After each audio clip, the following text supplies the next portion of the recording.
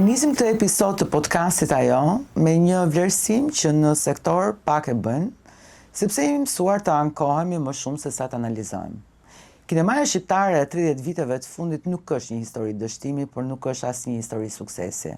Është një histori e një sektori që ka mbijetuar me intelekt, me kokëfortësi, me autorë që kanë vazhduar të krijojnë pavarësisht vështirësive, por që asnjëherë nuk ka arritur të kthehet në industri.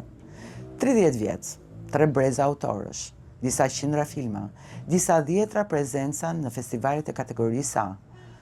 Por në këtë sipërfaqe arritjesh, situata ka qenë tjetër. QKK ka funksionuar me një ligj të shkruar në një kohë kur platformat streaming as që ekzistonin si koncept. Buxheti vjetor i suksesit ka mbetur i ngjizur në shifra që do dukeshin qesharake, kur t'i krahasojmë me Kroacinë, me Maqedoninë e Veriut, po qoftë edhe me Kosovën. Në maj të 2025-s, gruaja shqiptare në audiovizual së bashku me shoqatën e producentëve shqiptar depozituan pranë Mekit në atë kohë, që sot është Ministria e Turizmit, Kulturës, Rinisë dhe Sporteve, një projekt ligj të strukturuar mbi riorganizimin e QKK-s në agjenci me parashikime mbi financimin autonom dhe futjen e tax credit.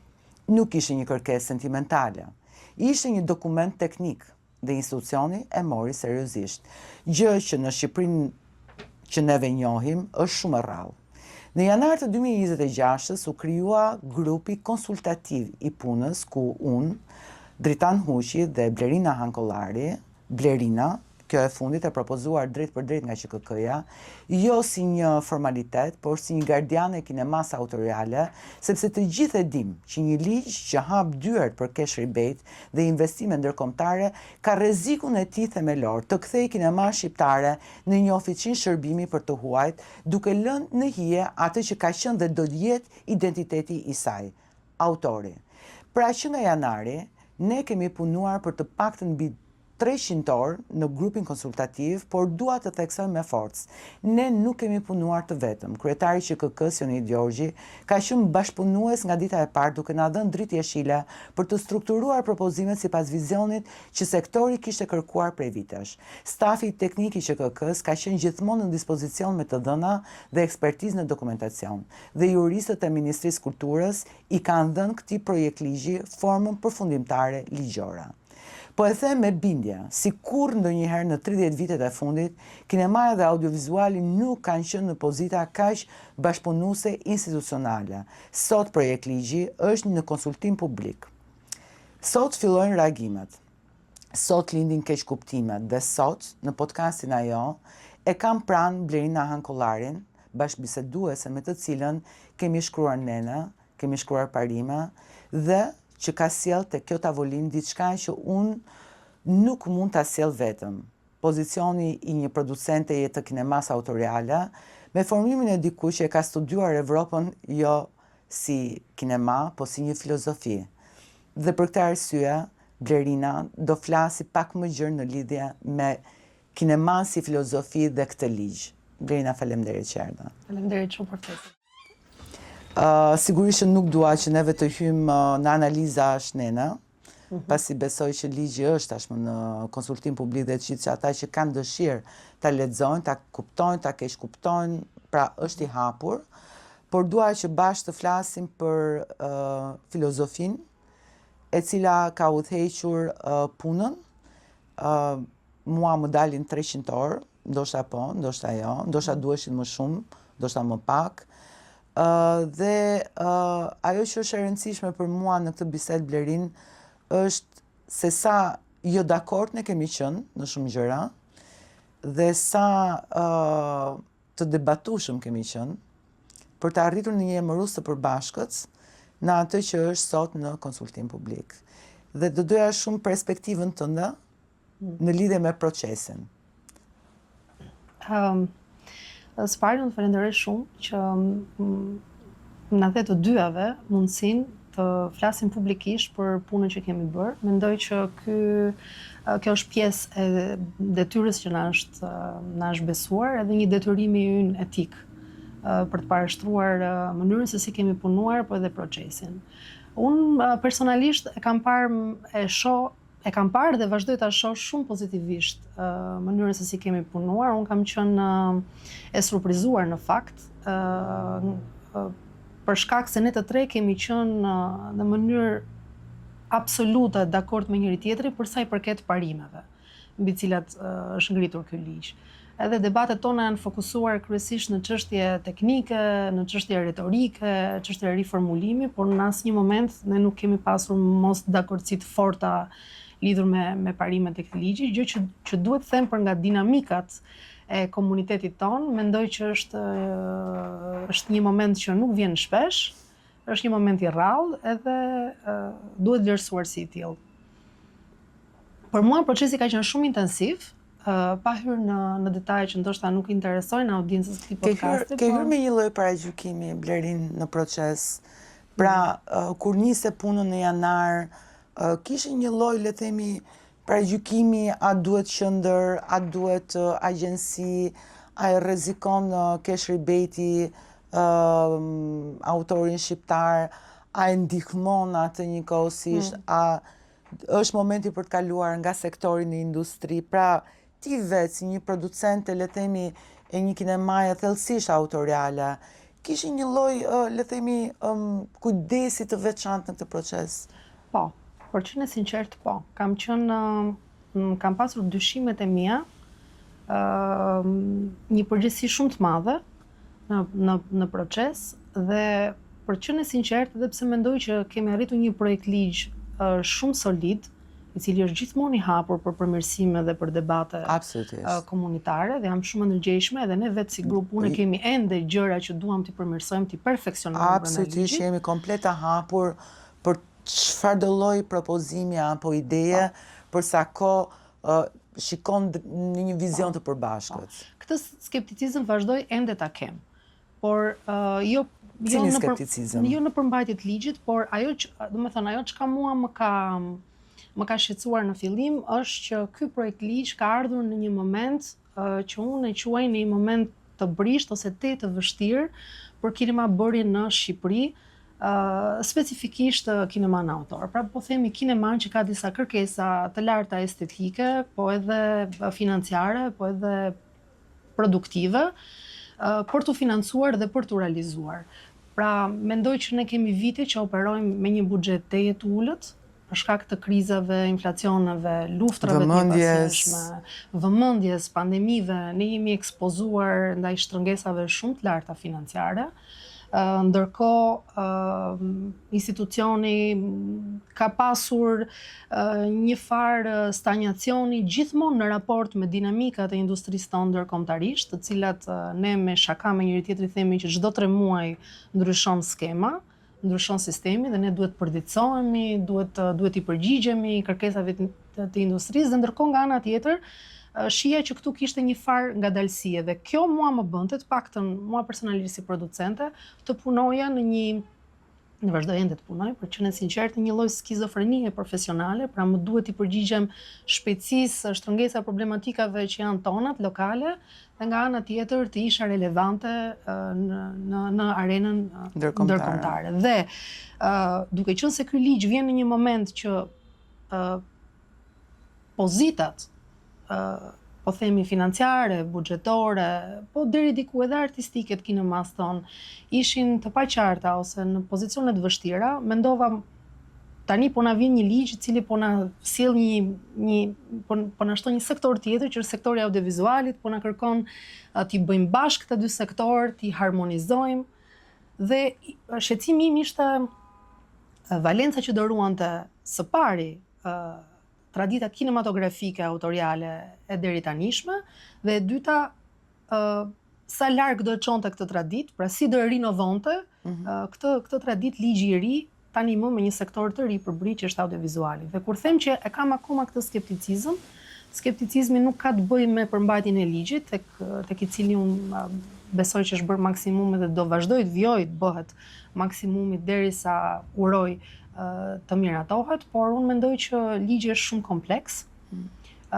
Ligji kërkon një kulturë të lartë profesionale dhe institucionale për t'u ekzekutuar, dhe dija më ndërgjegjshme që ka hallka të tjera të mëvonshme që do ndihmojnë ekzekutimin e këtij ligji, dhe që kërkon vëmendjen tonë si profesionist, po edhe si komunitet filmbërësish. Blerin, a mund të ma shpjegosh si kur t'isha një fëmijë 5 vjeç, çfarë propozon ky ligj? Pra, nga ligji i kinematografisë i vitit 96, i firmosur kur në Shqipëri kërciste Kalashnikovi i 97-s, ligji i parë që është firmosur nga qeveria e pajtimit kombëtar, në mos gaboj, ka qenë ligji kinematografisë. Imagjino çfarë mrekullie.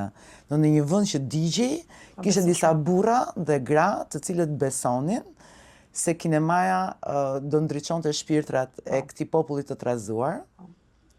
Dhe vim nga ky ligj, i cili ka rezistuar kohës shumë furtunave, shumë tërmeteve, vim në një moment që neve mendojmë që ka ardhur koha për ndryshim. Dhe sigurisht që ky moment do ketë traumat e veta, sigurisht që ky moment do ketë pikpyetje dhe frikrat e veta.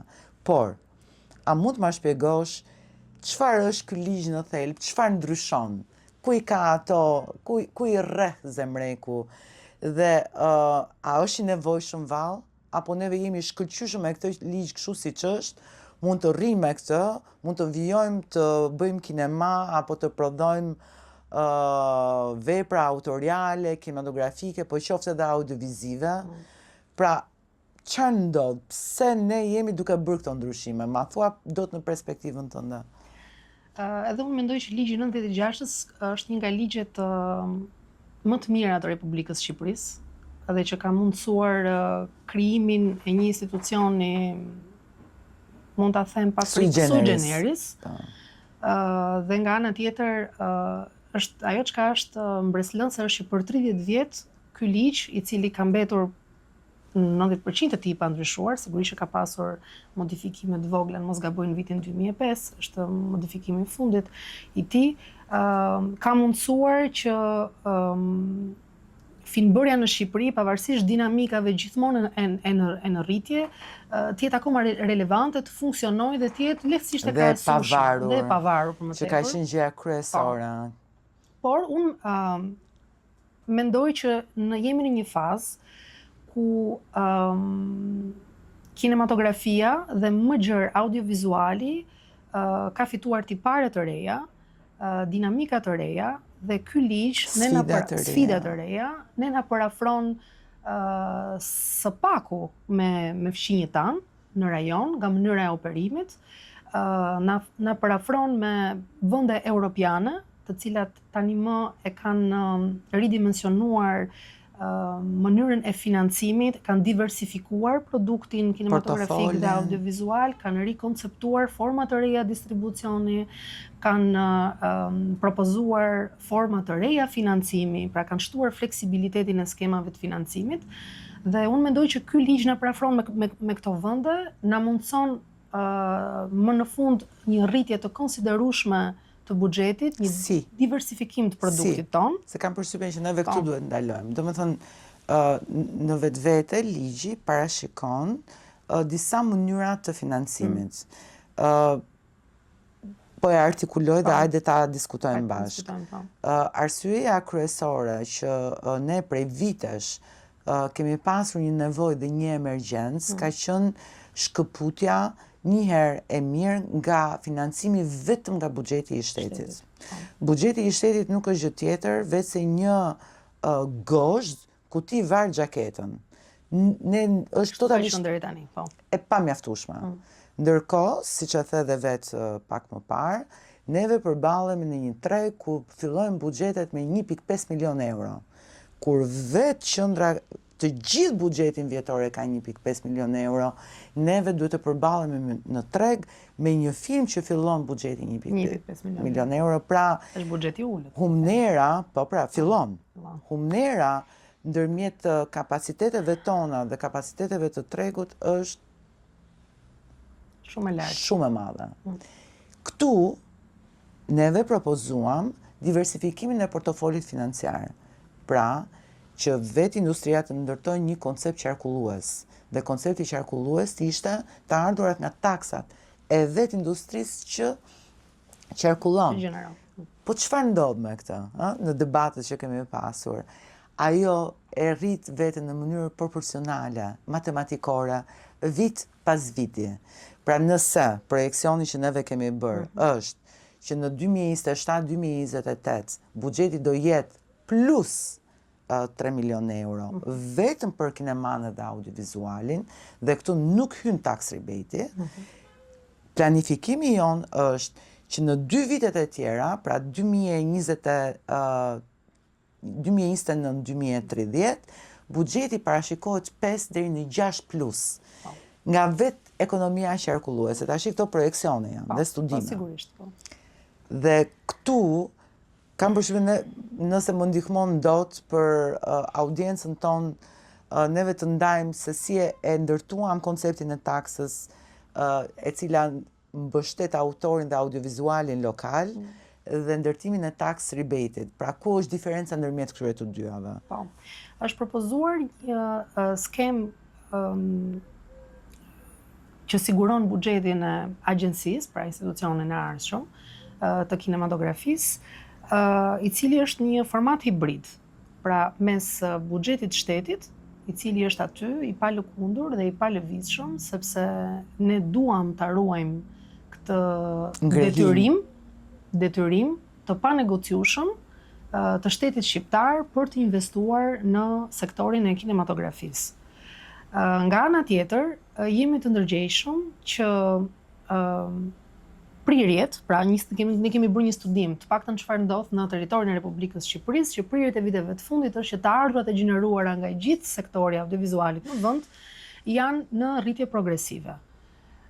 Dhe në mënyrë që buxheti që sigurohet ose që do të sigurohet në të ardhmen të bëhet mbi premisa parimore, etike, barazitare ose logjike, ta quajmë si të duam ne, që dhe ekonomike në këtë rast, është që ne vërtet sigurojmë një pjesë të buxhetit tonë nga të ardhurat e qarkulluara të taksat të gjithë sektorit të audiovizualit, por nga ana tjetër të gjithë këto të ardhurat që do të futen në arkën e shtetit ose në llogarinë, po themi, të agjencisë, për ta thënë kështu në mënyrë metaforike, jo teknike, do të riqarkullohen përsëri për industrinë. Pra kjo është një mekanizëm, pra jemi munduar, nuk është një mekanizëm perfekt, më duhet ta them, po është mekanizmi më i mirë i mundshëm. Cili është mekanizmi perfekt? Ndoshta një mekanizëm perfekt nuk ekziston, ose një mekanizëm perfekt për mua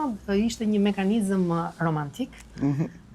Po marr disa terma që i përdorin disa antarë të komunitetit tonë, sepse po për mua, nëse unë do i përmbahesha vetëm parimeve të mia, edhe do shkëputesha për pak si një idealiste gati e verbër me çfarë ndodh rreth meje, unë do doja një angazhim maksimal të shtetit shqiptar nga buxheti i shtetit, e cila katapultonte buxhetin nga 1.8 që jemi ne tani, diku 1.5, 1.6 për prodhim, po themi përafërsisht, në 5-6 milion me një të rënd të lapsit, sepse qeveria jonë vendos që kinematografia është dhe sektori është prioritet, duhet investojnë në mënyrë të menjëhershme, pa marrë asgjë mbrapsht në fillim, por pra duhet të rrezikojë. Pranon kundërshti këto?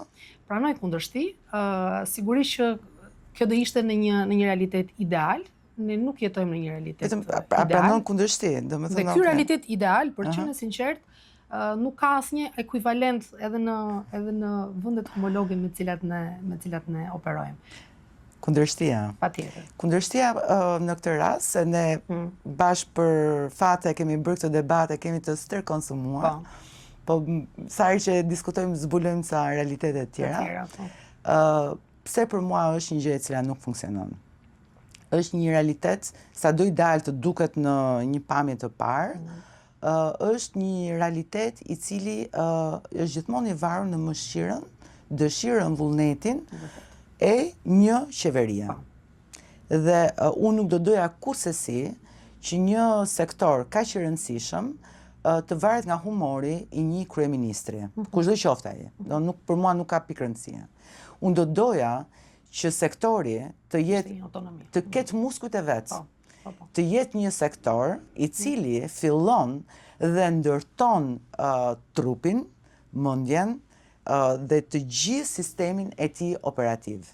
Në këtë moment, unë e kam bindje, domethënë ndoshta mbas 5 vitesh do takohemi dhe unë do kërkoj ndjes dhe do them mea culpa, por unë e kam një bindje të verbër sepse di vitalitetin, dëshirën dhe pasionin e shqiptarit për të bërë audiovizual, për të bërë kinema. Gjithë ky vitalitet, gjithë kjo fuqi kreative, për mendimin tim, është ndrydhur, është mpakur, është zvogluar në të gjitha këto vite, sepse mekanizmat nuk kanë qenë. Dhe kam një bindje që në momentin që mekanizmi do filloj të funksionoj, ai do jetë një katalizator i jashtëzakonshëm në sektor që do e çoj pastaj në nivel industrie. Dhe ky është një vizion, Dhe jo vetëm kaq, më duhet shtë diçka tjetër, se pse arritëm në kompromisin e artë të tre ndërsa punonim, është që kjo skem hibride minimizon riskun. Që do të thotë, nëse për arsye nga më të ndryshme, sikur se ka ndodhur, pandemi, luftë, inflacion, edhe shumë të papritura tjera, kriza, ne jetojmë në një krizë permanente, kam përshtypjen, unë këtë ndjesi kam, që jam rritur në krizë, operoj në krizë, punoj në krizë, godet sektorin, pra ul të ardhurat, shtylla e buxhetit shtetit është gjithmonë aty prezent, pra ti jep një mundësi nëpërmjet ligjit që goditjet e forta në sektor të amortizohen nëpërmjet një vullneti të mundshëm, po themi në të ardhmen qeveritar për ta mbështetur projektin. Por nga ana tjetër, edhe nëse qeveria për arsye nga më të ndryshmet, oportuniste ose jo, e mpak burimin e saj për buxhetit shtetit, por jemi në kushtet e një progresi në industri, të ardhurat nga ana tjetër amortizojnë riskun e rënies buxhetit. Pra është një skem të cilën e kemi diskutuar në të gjitha formatet dhe variantet e ndryshme dhe unë mendoj që jo vetëm që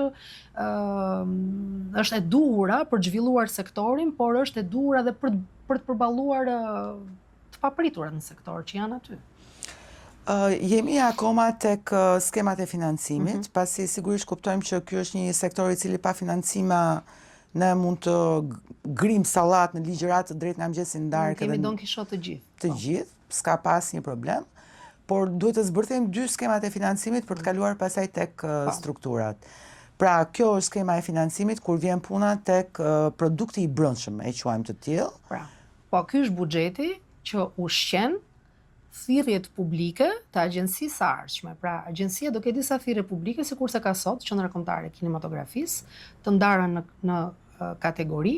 Ajo çka mua më ka pëlqyer shumë gjatë procesit ton, gjatë punës me ligjin, është që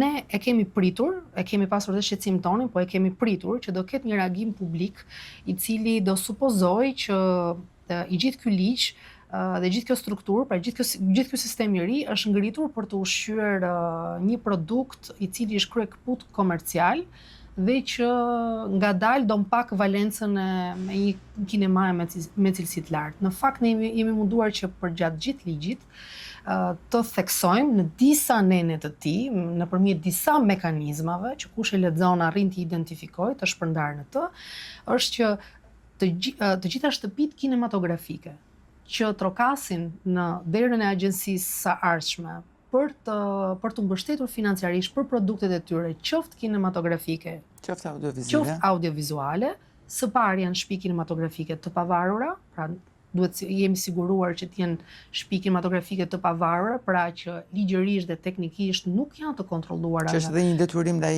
Bashkimit Evropian. Është një detyrim i Bashkimit Evropian, është një detyrim ndaj taksave, ndaj të ardhurave publike, nga të cilat ata përfitojnë, dhe ajo çka është shumë e rëndësishme është që ne jemi kujdesur të themi që nuk ka rëndësi nëse ti si shtëpi kinematografike shkon tek agjencia për të mbështetur për një film autorial të veprës parë, veprës dytë, apo të karrierës, apo për zhvillim, apo për seriale, apo për postproduksion, apo distribucion, apo për videolojra. Ajo çka është shumë e rëndësishme është që ti si shtëpi bashkë me autorët e tu, bashkë me projektin që ti propozon, futesh nëpër disa filtra që janë të panegociueshëm, që janë filtra artistik, filtra kulturor dhe filtra financiar.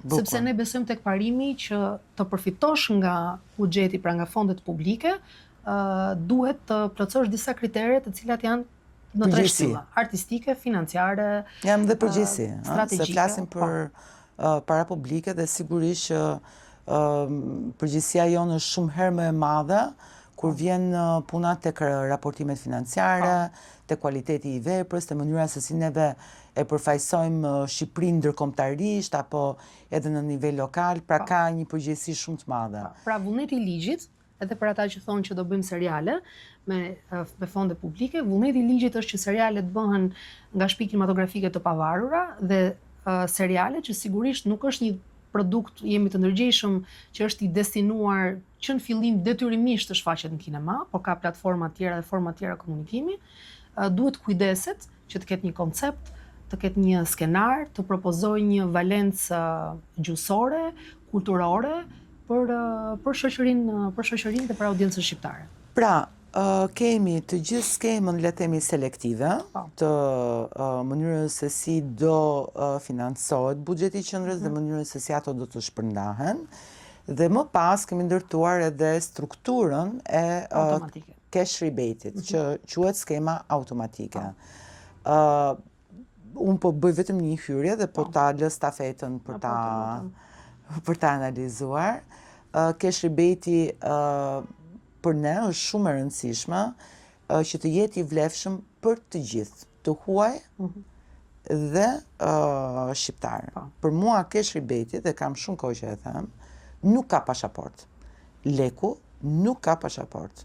Pra si një shqiptar që investon në një serial apo në një film, si një huaj që investon në një serial apo në një film, të gjithë këto lekë të cilat investohen në këtë produkt, që është audiovizual dhe kinematografik, janë të vlefshme për cash rebate-in. Tani, si do qarkulloj cash rebate-in në vetvete, po ta lë stafetën ta shpjegosh. E përmblodhe shumë mirë, por ne nga që kemi inercinë, kemi punuar bashkë, kemi inercinë në përdorimin e termave dhe kuptohemi, do bëj vetëm një sqarim të vogël. Është e vërtetë që ligji parashikon që cash rebate-i është një mekanizëm për që i vjet në dispozicion projekteve ose prodhimeve qoftë vendase qoftë huaja. Por rimbursimi i shpenzimeve, siç është përkthimi i cash rebate-it, bëhet vetëm nëpërmjet dhe fal shtëpive kinematografike shqiptare, pra të regjistruar në Shqipëri, kanë rezidencën, operojnë në Shqipëri, madje kemi shkuar aq larg sa kemi thënë edhe përfaqësuesit ligjor të shtëpive kinematografike janë shtetas shqiptar. Që do të thotë, pse e kemi bërë këtë? Pse kemi shkuar kaq thellë në analizën e producentit apo shtëpisë kinematografike me shtetësi shqiptare, me pasaport shqiptare. Domethënë është tjetër gjë investimi nga vjen, dhe si duhet jetë, le të themi, kjo mënyra se si do funksionoj cash rebate në të gjithë skemën, le të themi, të shpenzimeve të kualifikuara. Sepse ky është një mekanizëm mbrojtës, në mënyrë që të sigurohemi që si në rastet ku shtëpia kinematografike shërben si servis, si në rastet ku shtëpia kinematografike shqiptare ka një status pak më të lartë, që është statusi bashkëprodhuesit në këto projekte apo prodhime të huaja ndërkombëtare që do të vinë në Shqipëri për xhirime apo për servise të ndryshme, të qarkullojnë nëpërmjet një entiteti shqiptar dhe të sigurohemi që shpenzimet e realizuara në territorin Ndalem pak të shpenzimet e realizuara se më pëlqen shumë. Domethënë, le të themi që këtë episod është duke e parë një vajzë në Kukës, që sapo ka mbaruar gjimnazin. A mund t'ja shpjegojmë kësaj vajzës, ku di unë, në Kukës, apo në Vlorë, apo ku di unë në Korçë, a mund t'ja shpjegojmë se çfarë është eksaktësisht cash rebate, sepse duket si një term shumë i madh, por praktikisht në terma konkret çfarë është? Po, nëse do të them kështu në terma didaktik, është një produksion, po themi, huaj, po e marr për rast shembulli italian, vjen në Shqipëri për të xhiruar, ose ka xhiruar diku, po vjen në Shqipëri për servise postproduksioni, themi ne, uroj që ne të kemi studet fuqishme postproduksioni shumë shpejt. Kjo është vizioni jot i pandalshëm. Vizioni im i pandalshëm, po marrim xhirimet, se ne na pëlqen shumë turizmi aktualisht dhe e kemi përdorur si kartë.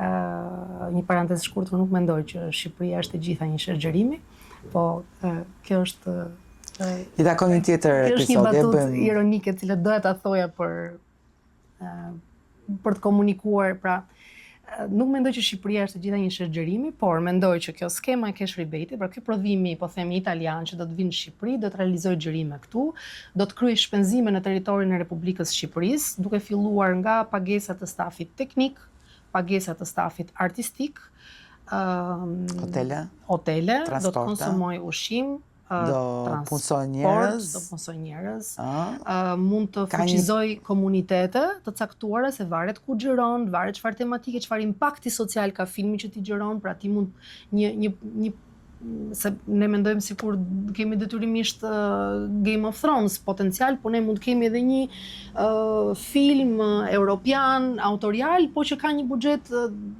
3 milion, 3.5 milion, 4 milion euro dhe vjen xhiron në Shqipëri, sepse dhe që shfaqet në Cannes pastaj. Dhe që shfaqet në Cannes dhe që ka një tematik shumë sensitive, ka një impakt të fortë social që punon me një komunitet specifik në territorin e Republikës Shqipërisë dhe fuqizon atë. Pra, kemi figura, është shumë spektri, është shumë i pasur. Përmbush një, po themi, një tavan të këtyre shpenzimeve që i kërkohet nga shteti shqiptar për t'i përmbushur, dhe pasi ka përmbushur këtë tavan, përfiton nëpërmjet shtëpisë kinematografike shqiptare, gjithmonë, 35 rimbursimin e këtyre në cash e këtyre shpenzimeve në masën 35% të tyre. Pra, nëse një shtëpi prodhimi, le të themi italiane, do të xhirojnë në Shqipëri dhe ka 100 lek për të shpenzuar, duhet të kontaktoj blerinën, nëpërmjet blerinës do shpenzoj këto 100 lek, dhe blerina do jetë personi që do bëjë të gjithë strukturën e aplikimit, të vlerësimit të kostove, për të rimbursuar 30 lekshin e këtij 100 lekshin. Ta shpjegoj pozicionin e blerinës. Baraz. Në rastin më të keq, blerina është një përfaqësuese, një shtëpie që ofron një servis, që do të thotë unë e asistoj në xhirime, vendos në kontakt me stafin, edhe jam edhe, po themi, entiteti nëpërmjet të cilit përfitohet. Pra, unë kam qarkulluar të ardhura, kam ndihmuar në punësimin e stafit shqiptar, kam ndërmjetësuar, kam negociuar me ta. Në rastin më të keq, në rastin më të mirë, unë jam bashkëprodhuese, unë forcoj pozitat e mia në planin financiar, unë kam një përqindje në planin financiar të filmit shumë herë më të konsoliduar, që do të thotë që nëse ky film ka një sukses ndërkombëtar, qoftë estetik, po qoftë edhe ekonomik, unë i sjell një vlerë të shtuar sektorit vendas, qoftë vlerë estetike, duke marrë pasaportën e filmit, pasaportën shqiptare, qoftë vlerë ekonomike, vetëm nëpërmjet cash rebate-it. Pra në të dyja skemat mendoj që jemi win-win. Kush është rreziku më i madh që ka skema e cash rebate-it në implementim? Domethënë kush janë rreziqet nga të cilat ne duhet bëjmë shumë kujdes? Duhet jemi realist, këto janë skema të cilat edhe në vendet e rajonit, po edhe në vende shumë të konsoliduara europiane, ose kanë funksionuar për një kohë të shkurtër, ose kanë kaluar nëpërmjet një krize shumë të fortë dhe janë ridimensionuar, dhe në shumë pak vende ka stabilitet. Kriza e madhe është që buxheti specifik i vendosur në dispozicion nga Ministria e Financave të mos i përgjigjet një rritje të lartë të kërkesës, të krijojë vonesa shumë të gjata administrative, të vonoj pagesat e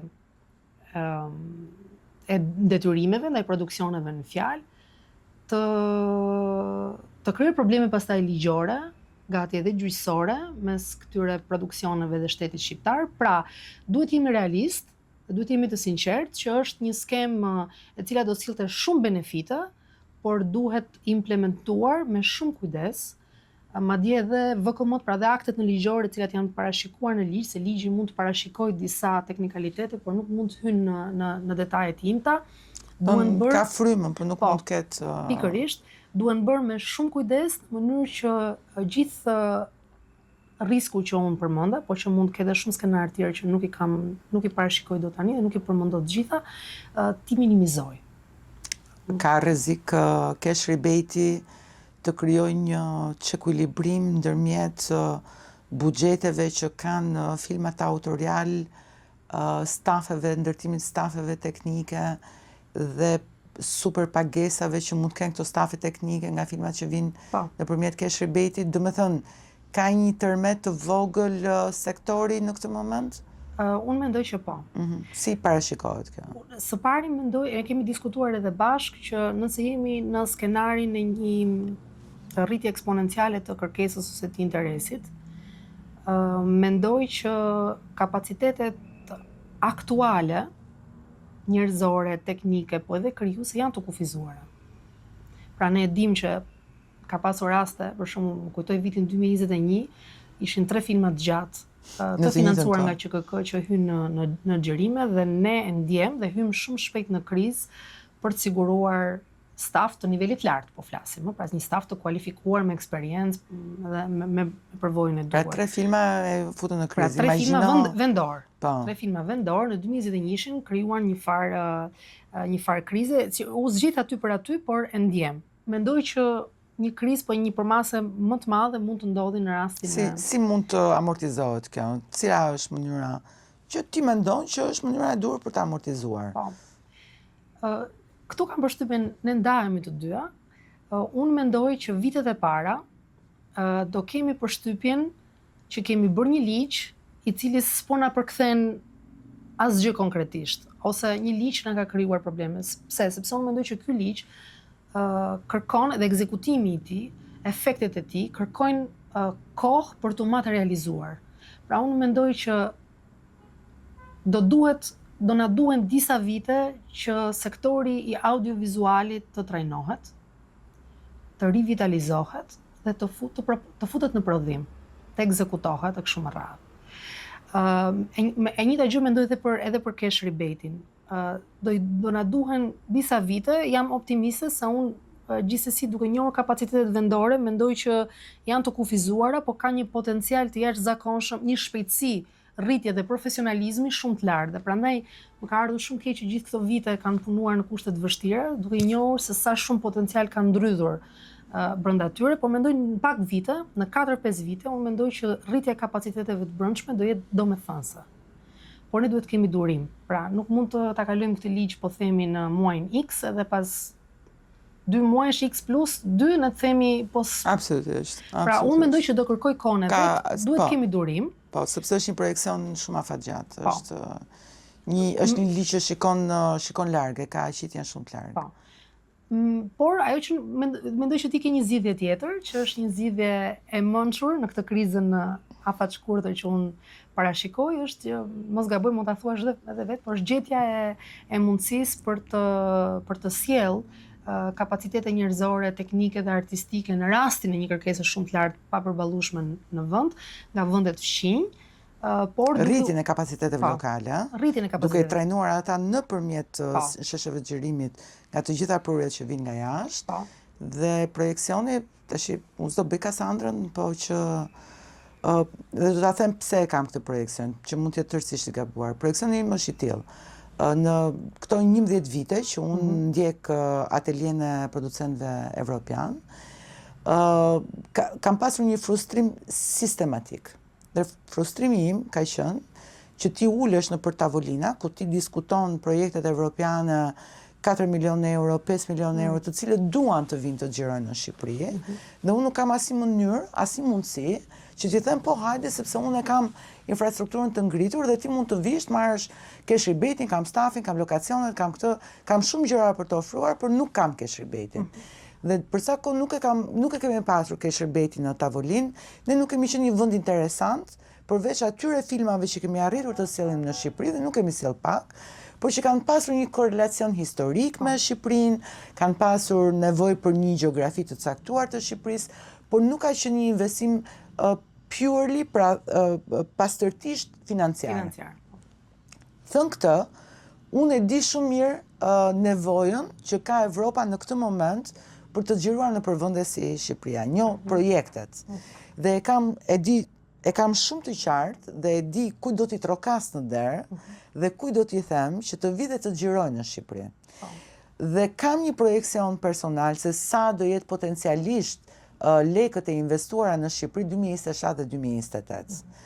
Kam frikë krizën e madhe të burimeve njerëzore që ne do kemi për të ofruar një servis kualitativ, dhe këtu fillon kriza më e madhe. Pse? Sepse ti nuk mund t'i thuash një mega produksioni evropian apo qoftë edhe amerikan, hajdi në Shqipëri të xhirosh, të përballet me një kualitet produksioni të dobët, rakitik, jo profesional, sepse dëmi që ti do shkaktosh në këtë moment është i parekuperueshëm. Pra, unë këti momenti do t'i qasesha me shumë kujdes, duke i hapur derën mundësisë që ne të kemi për të marrë kapacitete njerëzore, burime njerëzore, nga rajoni që janë. Janë shumë të mirë, neve mund të bëjmë një katalogim të tyre, dhe në këtë moment neve e bëjmë Shqipërinë një vend shumë atraktiv dhe bëjmë dhe një vend trajnues. Pra Shqipëria nuk është thjesht një vend ku xhirohet film, po është një vend edhe ku mësohet se si xhirohet një film. Dhe këtu tani për mendimin tim ndryshon edhe komplet qasja. Pse? Sepse kinemaja nuk shikohet thjesht edhe vetëm si një investim nga jashtë brenda, apo një investim i brendshëm për produktin e kinemas dhe audiovizualit, po shihet edhe si një mekanizëm i cili mban familje. Është një mekanizëm punëdhënës i jashtëzakonshëm. Dhe nëse politika nuk kupton asgjë nga audiovizuali, jam e bindur që këtë gjë e kupton shkëlqyeshëm.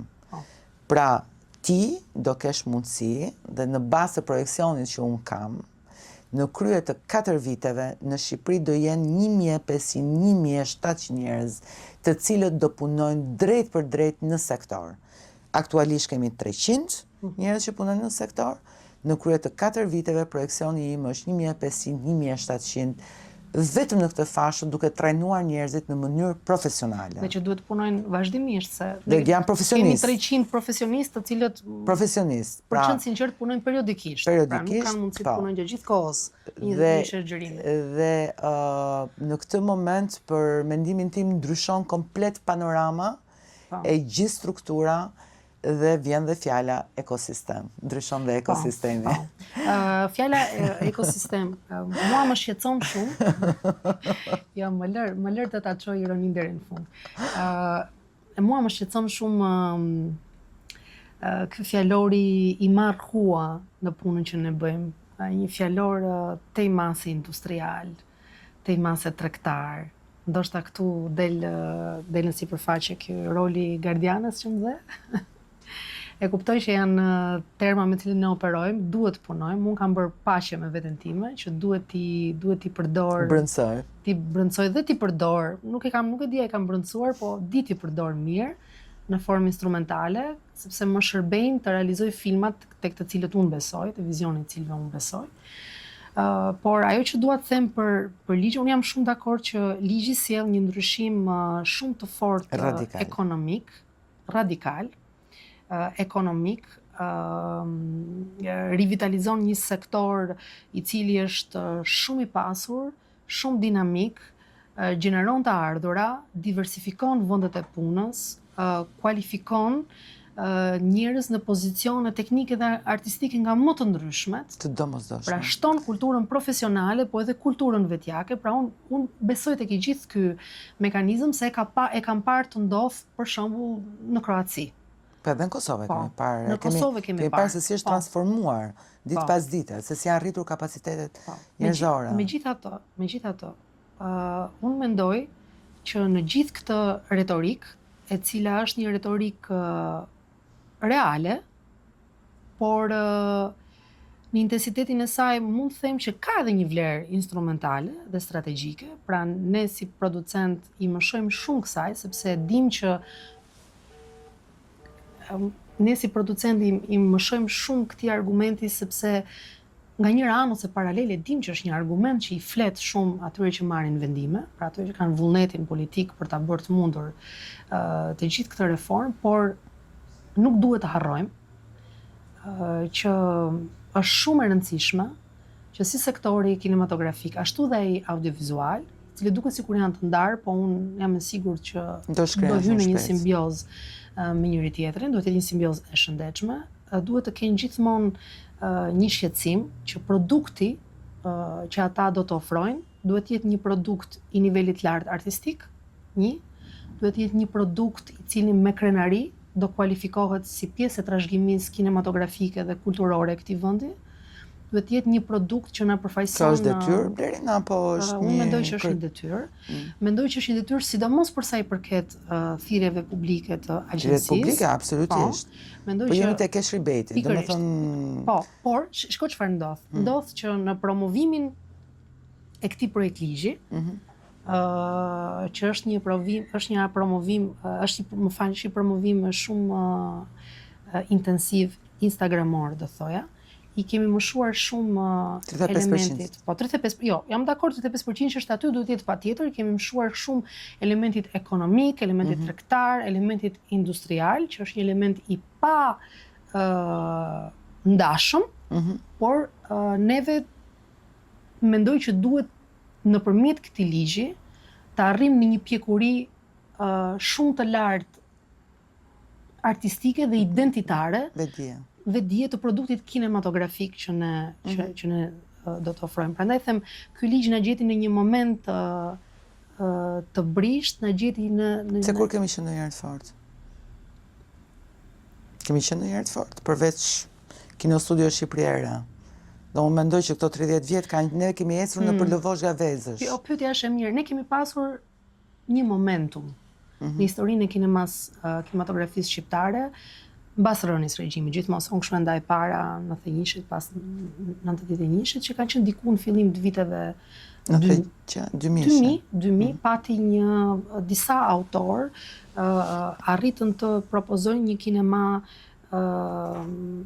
avantgard të elaboruar, propozuan një gjuhë të re të kinematografisë që filloi të distancohet qartazi me skemat e trashëguara nga kinemaja e para viteve 90. Ky është një momentum i cili për shumë arsye, dhe për arsye institucionale dhe për shkak të reformave, krizave të vendit ku ishim ne kështu me radhë, nga ndonjëherë dhe gjeopolitike që janë dhe përtej autorëve apo producentëve tanë, ky moment u kput dhe rikuperimi ishte i padiskutueshëm, pra ka pasur tituj dhe autorë që kanë bërë punë shumë të mira në vazhdim, por ky momentum nuk u krijua kurrë, ishin disa përpjekje individuale të shkëputura që nuk arritën dot të krijojnë një val, jo në sensin e një kinemaje të përbashkët në gjuhë dhe në vizion, po e një valë propozimesh kinematografike të fuqishme. Po pse, Blerin? Se kjo është një debat që unë kam shumë vite që e bëj, dhe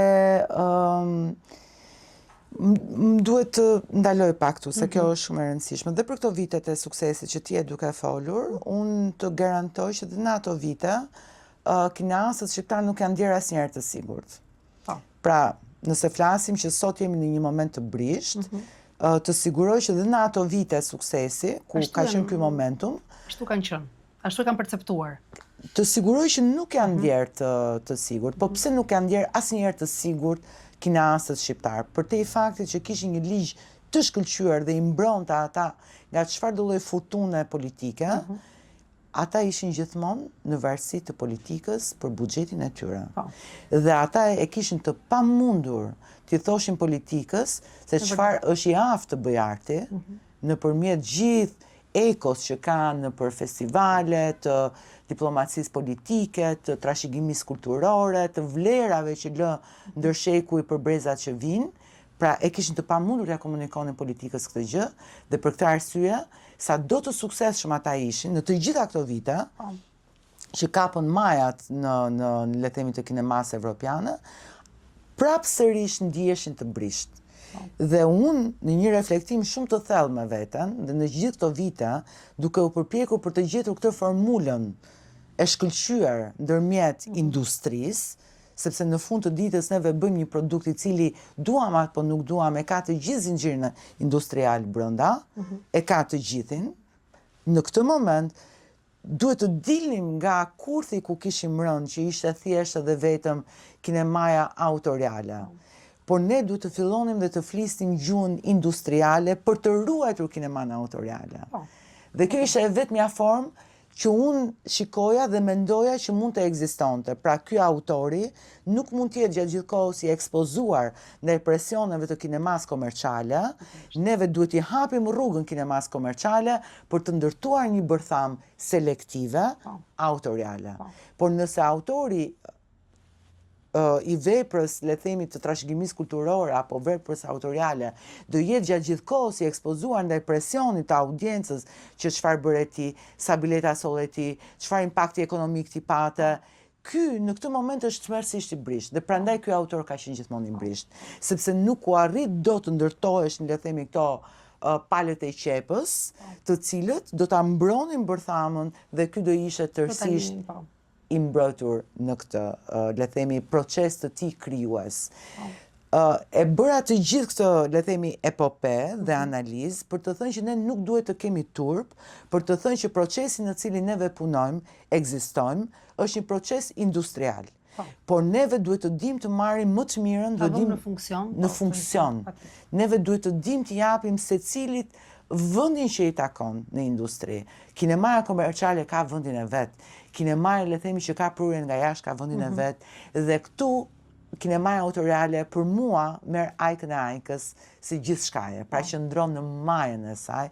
Dhe realisht një nga kënaqësitë më të mëdha që kam pasur duke punuar me ty gjatë procesit, por me ty edhe me Dritanin, absolutisht, ka qenë që një gjë të cilën neve në asnjë sekond nuk e kemi çeduar, ka qenë mbrojtja e autorit, ka qenë mbrojtja e kinemas shqiptare, dhe ka qenë një busull orientimi për ne gjatë gjithë kohës. Dhe për këtë arsye unë ftoj të gjithë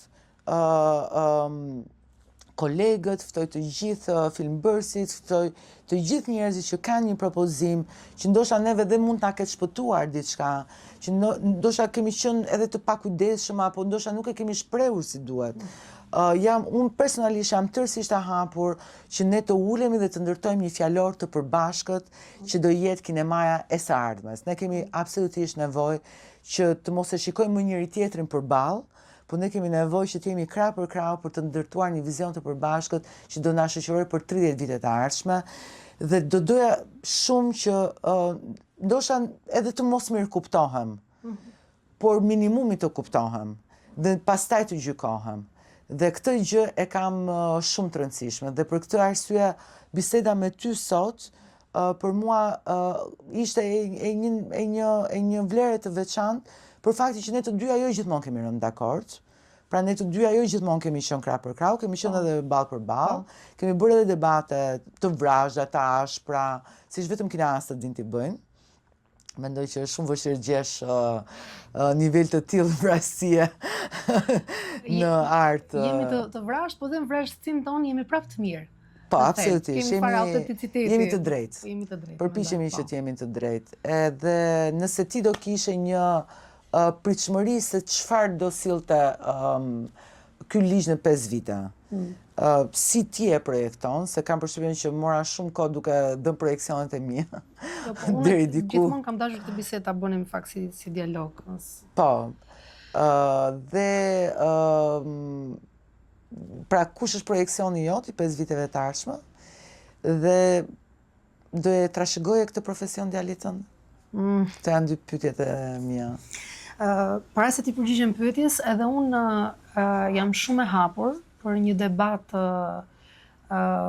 të ashpër ose jo mbi ligjin dhe kam një ftesë për të gjithë kolegët tanë me të cilët mund të bijem ose mund mos bijem dakord, të bëjmë më në fund të bëjmë një debat konstruktiv, të hedhim në tavolinë argumente dhe riformulime që na çojnë drejt një hapi tjetër më të për ta përmirësuar bashkët, sepse ashtu sikur se the, mund na ketë shpëtuar diçka në riformulime tekniko-ligjore, një term nuk është përforcuar aq sa duhet, por ajo që unë them me bindje është që është vërtet neve jemi kujdesur të ruajmë një balans, jemi kujdesur të shumëfishojmë mekanizmat brenda ligjit që këtë asetin e madh kulturor dhe estetik që për ne është kinemaja me një vizion të pakompromis, dhe një kinema konceptet dhe premisat e cilat nuk është në rrënjët e tregut, por është në një vizion, në një ndjeshmëri apo në një koncept autentik, kulturor, qoftë ajo ose jo, apo social. Prandaj mendoj që është shumë e rëndësishme që ka ardhur momenti që ne të bëjmë më në fund një dialog të madh, kolektiv, konstruktiv për këtë ligj. Për sa i përket pritshmëritë e mia në 5 vitet e ardhshme është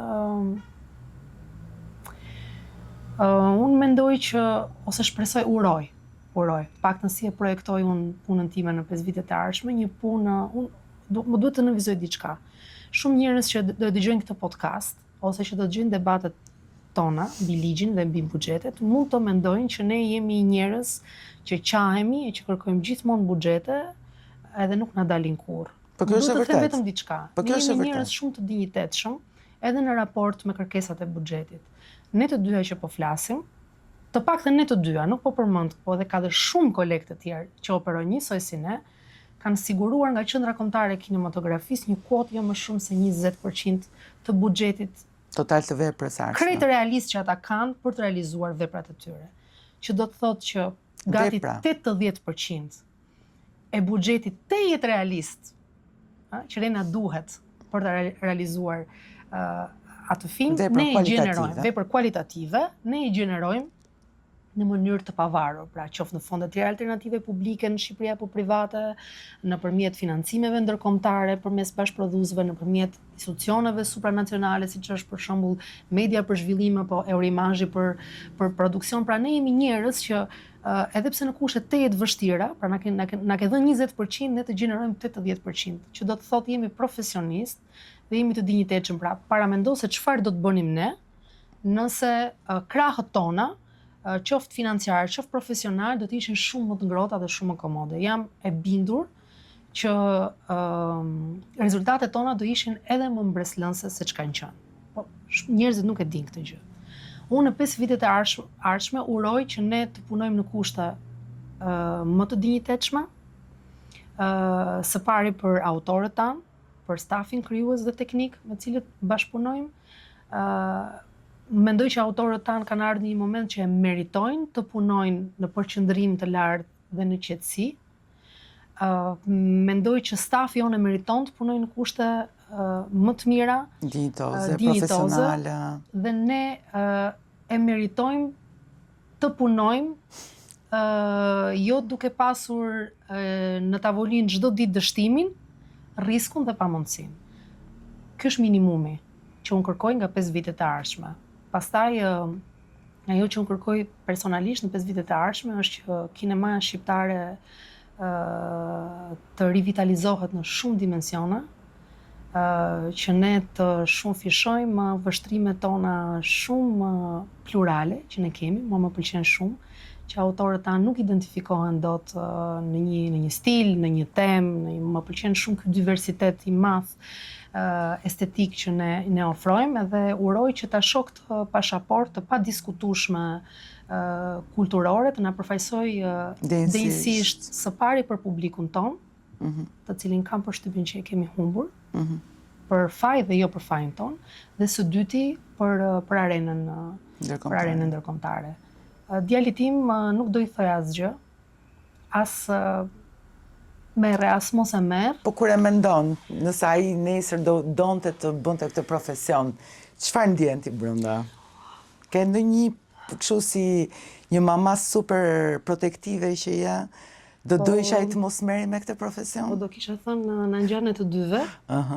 S'bën shumë llogari, s'është llogaritari mirë, po ajo vetëm gjë që unë dhe Genti mund t'i ofrojmë djalit ton është nëse do e kemi dhe ne këtë mundësi, se si dihet kur. Pra ti nuk e përjeton si një traumë këtë gjë? Jo, nuk e përjetoj si një traumë, Por unë kam vetëm një detyrë me Gentin, që ne ta mbajmë afër vetes gjatë procesit të rritjes, ta mbajmë afër ne si prindër, po edhe me punën tonë. Unë mendoj që në thelb ne jemi shumë e fatë që e bëjmë këtë punë, sepse është një punë që të ushqen të bërë një qytetar më të mirë, të zgjeron kulturën, të zhvillon disa aftësi të cilat më vonë do të ndihmojnë të përshtatesh në të gjitha rrethanat, në të gjitha kushtet, në të gjitha mjediset, dhe nëse ky profesion do e pasuroj atë si nga aspekti njerëzor, mendor, intelektual, unë do isha shumë krenare. Atëra që ka vdekur, Ja. djali do bëhet regjisor. Në besoj. Kam 3 baste me ty. Që tani 3 vjeç e gjysmë më thot prap në kinema. Blerina, shumë faleminderit. Faleminderit. Na prifte mbara. Edhe shpresoj shumë që të takohemi në një të ardhme, të afërt, dhe të kemi mundësi të flasim për sukseset më dha. Faleminderit shumë për këtë diskutim shumë të hapur, shumë demokratik. Unë mendoj që nëse debati ynë në komunitet për këtë ligj do bëhet në këtë nivel, mendoj që tani janë shenjat e para të suksesit. Faleminderit.